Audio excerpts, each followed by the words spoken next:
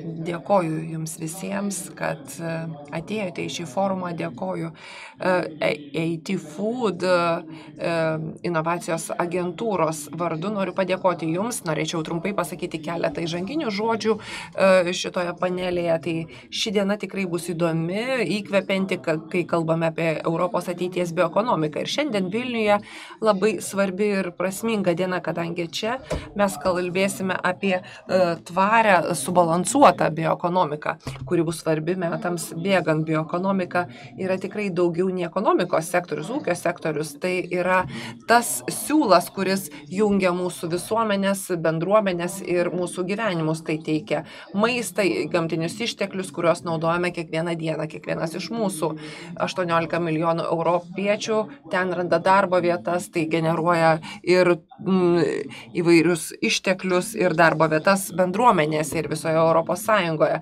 Tai yra galimybė ir jeigu ją nepasinaudosime, mes praleisime nepasinaudosime ekonomikos gerybėmis, taip pat aplinkosaugos gerybėmis ir biologiniais ištekliais. Bioekonomikos ateitis yra mūsų ateitis ir dėl to mūsų vaikų, jaunimo ateitis, kurie šiandien susiduria su netikrumais visame pasaulyje. Kalbėti apie tvarę bioekonomiką, energetikos, maisto produktų, įvairių kitų produktų tiekimą reiškia ateities kartų formavimą. Ir ši bioekonomika reikš tvarius bioekonomikos išteklius tiek maisto produkto gamybai, tiek vaistų gamybai.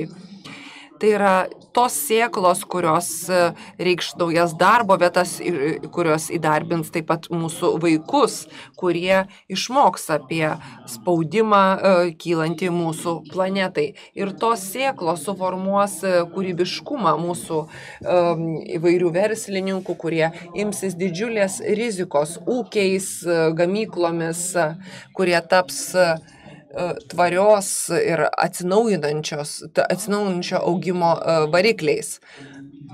Dėl to reikia ir vilties startuoliams, mokslininkams, tai reikia ir galimybių. Bioekonomika suteikia mums tokią galimybę ir sukuria viltį, kad galime formuoti savo ateitį tvariais degalais, tvariais maisto produktais, tam, kad galėtume kovoti su bioekonomikos iššūkiais, taip pat ir gamtinių išteklių mažėjimo iššūkiais.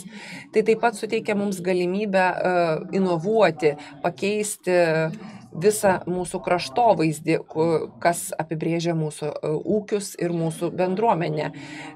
Atsinaujinanti, atsistatanti bioekonomika reiškia gamtinių išteklių neišeikvojimą, nekalbėti apie įvairius papildomus kaštus bendruomenėms, geriau panaudoti ir taip jau trūkstamus gamtinius išteklius. Tai tokia ekonomika, kur tvarus vartojimas, prisitaikymas prie klimato kaitos veiksnių, taip pat jų švelninimas, gali būti pasiektas kartu, taip pat įvairių kraštovaizdžių formavimas, taip pat ir ateities bendruomenių augimas.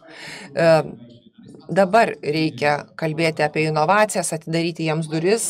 Bioekonomika turi potencialą sugeneruoti ir sukurti iki 30 metų milijonus darbo vietų ir vaidinti labai svarbų vaidmenį. Tam, kad to pasiektume, šiandien turėtume pažiūrėti, kaip Kristina ir pasakė, galėtume skatinti inovacijas. Perkurti, o ne galbūt kurti kažką iš naujo, bet pasinaudoti vertės grandinėmis, kraštovaizdžiais, taip pat ir galimybėmis.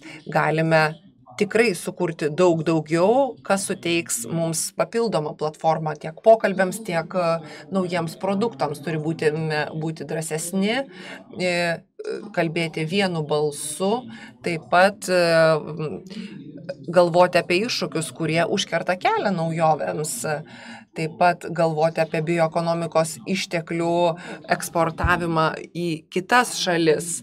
Kaip bendruomenė mes galime būti tas pokytis ir pokyčių variklis. ir galvoti apie tokius pokyčius, kur jie gali klestėti. Na ir galiausiai mes ir toliau turime kurti galimybės tokias kaip šiandien, kur mūsų patys didžiausių inovacijų protai ir pažangiausi žmonės dalinasi savo mintimis ir tampa ateitimi. Dėkoju už šį renginį, man atrodo, jis bus tikrai puikus. Ačiū.